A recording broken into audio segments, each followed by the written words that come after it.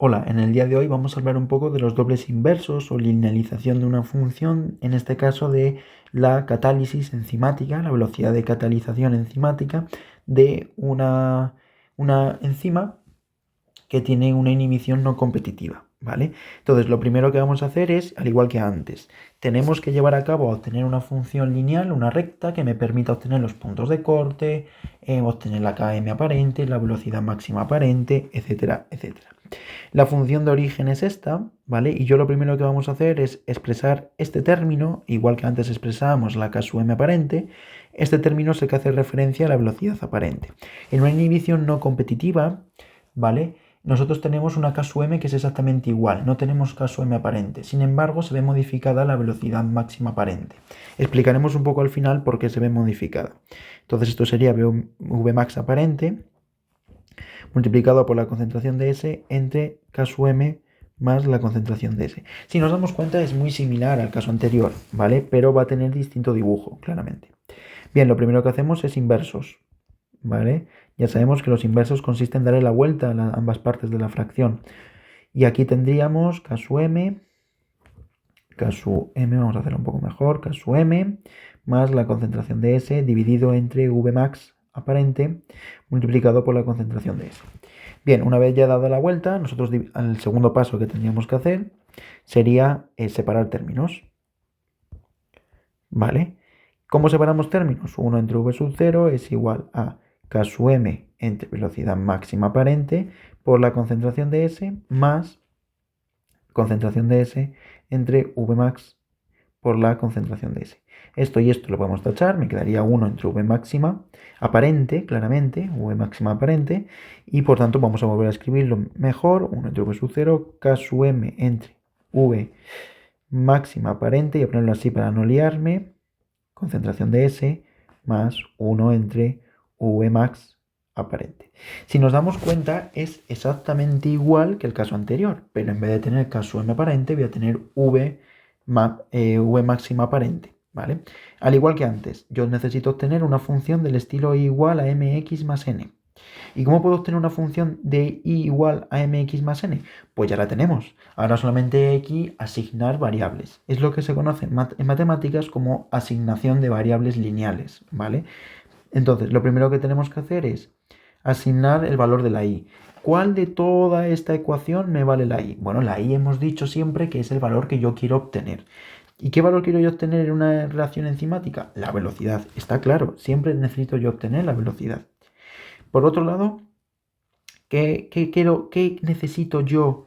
¿Qué datos necesito yo para realizar esta ecuación? Pues ya sabemos que la K sub m no la vamos a poder calcular porque depende de tantos factores que es imposible determinarla. La velocidad máxima aparente es lo que me permite a mí más o menos saber con qué velocidad está fluyendo una reacción, pero tampoco la tengo. Tengo que esperar a que se complete la reacción para poder hacerlo. Por tanto, es un dato que tampoco podemos obtener. ¿Qué dato podemos obtener y por tanto le llamamos a la X? Como siempre, la concentración. Yo la concentración la puedo medir indirectamente y por tanto puedo medir el valor de esa concentración y asignar así unos valores para poder hacer luego la relación.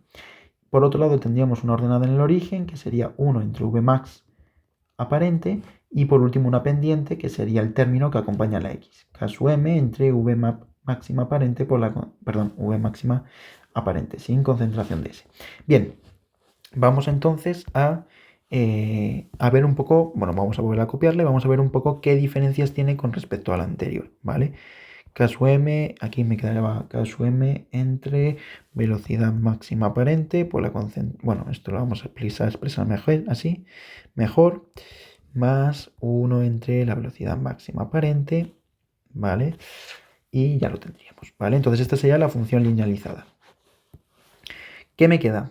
Bueno, pues si nosotros representamos esto, ¿qué es lo que me queda? Me queda principalmente una recta, un eje de abscisas, pero ¿cómo es la recta? Bueno, pues ahora vamos a ver los puntos de corte.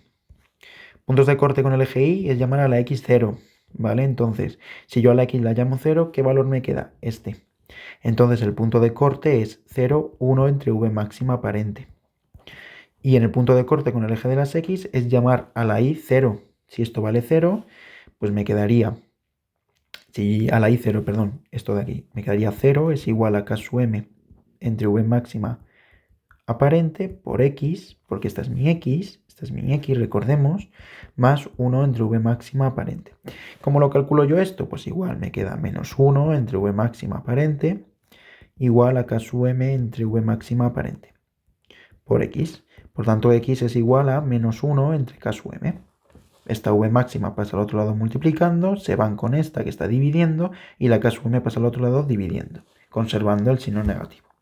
¿Vale? Entonces el punto de corte sería menos 1 entre k sub m, 0. ¿Vale? Entonces vamos a ver cómo sería. Bueno, pues la función cortaría por un punto del eje de las x, este que correspondía a menos 1 k sub m, y cortaría por un punto que es este, que es 1 entre v máxima aparente. Entonces la recta quedaría algo así, ¿vale? Algo así. Bien, si la comparamos con una reacción catalítica o enzimática normal, ¿cómo era la reacción catalítica normal? La reacción catalítica normal parte de una K sub m, es decir, parte del mismo sitio, pero no tiene una velocidad máxima aparente, tiene una velocidad máxima fija. ¿Y qué pasa? Que la velocidad máxima fija es menor, ¿vale? Es menor. Ahora veremos un poco por qué es menor. ¿Vale? Así que esta sería 1 entre v máxima y aquí sería lo mismo, menos 1 entre k sub m. ¿Por qué el valor de la velocidad máxima es más pequeño? Bueno, pues principalmente porque como recordemos, estamos en una inhibición no competitiva. Una inhibición no competitiva consiste en que el sustrato... Bueno, perdón, queda un valor... Bueno, sí, esto hay que aclararlo porque queda un valor más grande en el inverso. Es decir, la máxima aparente vale 8 y la velocidad máxima vale 3, ¿vale? Es un ejemplo, que corresponde un valor más bajo este y un valor más alto este. Pero ¿cuánto vale la v máxima aquí? La v máxima aparente vale 1/8 y la v máxima aparente mide 1/3, la máxima normal. Entonces, claro, ¿quién es más grande? 1/3. Es decir, cuanto más bajo estemos aquí, la velocidad es más grande, ¿vale? Porque es el inverso, hay que dar la vuelta, ¿vale? Esto que es muy importante. Entonces, claro, tiene un valor más grande en el inverso, pero en realidad tiene un valor más pequeño. Tiene un valor más pequeño. ¿Por qué tiene un valor más pequeño la velocidad máxima aparente? La velocidad máxima aparente es más pequeña que la velocidad máxima normal.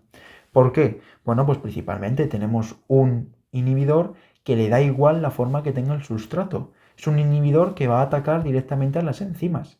Y dependiendo de la concentración de las enzimas, de los inhibidores, pues menos velocidad máxima aparente va a tener, ¿no? Entonces, por eso se explica, en una velocidad máxima normal, yo tengo la enzima, ¿vale? Tengo la enzima con un sustrato. Entonces yo puedo tener el complejo enzima-sustrato, ¿vale? Y por otro lado, tener una enzima libre que el sustrato se me ha dividido en E más A, por ejemplo. Pero ¿qué pasa en la velocidad máxima aparente? Que yo lo que tengo es una enzima con un inhibidor que hace que principalmente el sustrato no se pueda adherir. Y si no se puede adherir, pues la velocidad catalítica es menor, ¿vale? Y por tanto, si la velocidad catalítica es menor, es porque la velocidad máxima es menor, y si la velocidad máxima es menor, es porque en la gráfica queda por encima, porque es un inverso.